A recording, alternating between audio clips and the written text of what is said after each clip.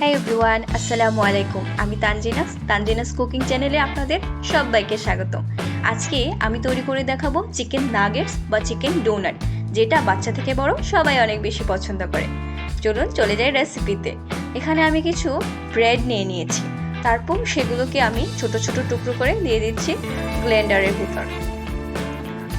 টুকরোগুলোকে আমি অনেকটা ছোট ছোটই করছি, যাতে এটা খুব সুন্দরভাবে গ্রাইন্ড হয়ে যায়।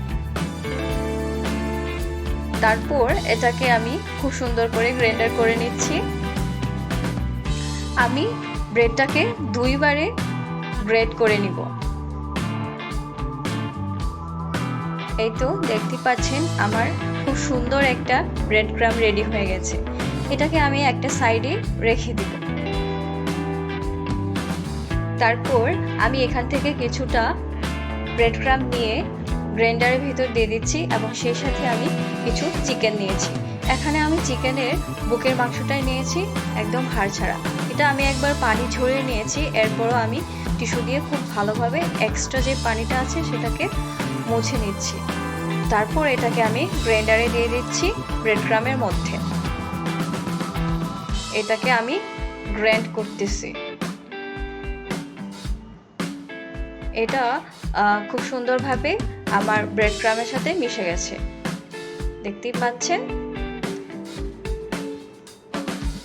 আমি আগে থেকে কিছুটা ব্রেড ক্রাম্ব আলাদা করে রেখে দিয়েছি এবং কিছুটা ব্রেড ক্রাম্ব দিয়ে আমি চিকেনটাকে খুব সুন্দরভাবে মিক্স করে নিয়েছি। এরপর আমি এখানে অ্যাড করে দিচ্ছি একটা ডিম। সেই সাথে এখানে আমি আরও দিয়ে দিব 2 টেবিল চামচ মরিচের গুঁড়া। ঝালটা আপনারা যে যেরকম খেতে পছন্দ করেন ঠিক সেরকম দিবেন। আমি এখানে 2 চা চামচ ব্যবহার করছি। মরিচের গুঁড়ার সাথে আমার আরও লাগছে গোলমরিচের গুঁড়া। এখানে আমি 1/2 টেবিল চামচ গোলমরিচের গুঁড়া নিয়েছি।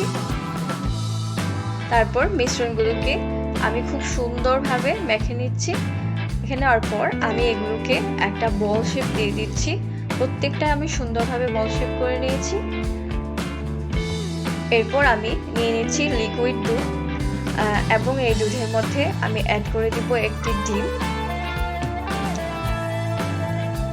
ডিমটা আমি দুধের সাথে খুব ভালোভাবে মিক্স করব। চামচ দিয়ে নেড়ে চেড়ে আমি এটাকে সুন্দরভাবে মিক্স করে নিচ্ছি। তারপর আমি আমার হাতে একটু সয়াবিন তেল লাগিয়ে নিয়েছি নাগেটসগুলো সুন্দরভাবে করার জন্য। হাতে তেল দিয়ে নিলে নাগেটসটা খুব সুন্দরভাবে হয়ে যাবে। দেখুন আমি কিভাবে করছি। প্রথমে আমি বলটার মধ্যে আমার হাতের একটা আঙুল দিয়ে একটু মাঝখানে চেপে সুন্দর একটা আকৃতি নাগেটস আকৃতি করে নিয়েছি। এটাকে আমি বেশ কিছুক্ষণ ধরে সুন্দরভাবে ভালো একটা শেপ দেওয়ার ট্রাই করব। একইভাবে আমি প্রত্যেকটা যে বল শেপ আমি করে নিয়েছি সেগুলোকে আমি নাগেটস শেপ দিয়ে নিব। এটা একটু সময় নিয়ে করবেন, তাহলে খুব সুন্দরভাবে হয়ে যাবে। এই তো আমার সবগুলো নাগেটস সুন্দরভাবে হয়ে গেছে। এখন আমি এটাকে আমি যে মিশ্রণটা তৈরি করে রেখেছিলাম দুধ এবং ডিমের, সেখানে খুব সুন্দরভাবে ভিজিয়ে এবং একটা সাইডে আমি কিছুটা ব্রেড ক্রাম্ব রেখেছিলাম, এর মধ্যে এটাকে সুন্দরভাবে 4-5টাতে আমি যাতে খুব ভালোভাবে ব্রেড ক্রাম্বটা লেগে যায় সেরকম করে এটাকে ভরিয়ে নিব।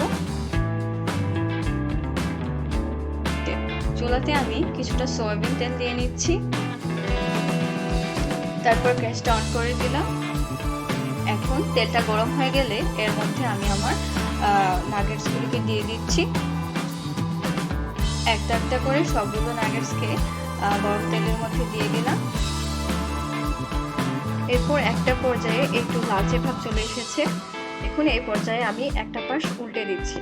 2টা সাইডে আমি এরকম ভাবে খুব সুন্দর করে ভেজে নিব। এই তো চলে এসেছে আমার ফাইনাল লুক। 2টা পাশে খুব সুন্দর ভাজা হয়ে গেছে এবং 2টা পাশে খুব সুন্দর একটা কালার চলে এসেছে। এরকম কালার যখন চলে আসবে তখন এই নাগেটসগুলো আপনারা নামিয়ে নেবেন।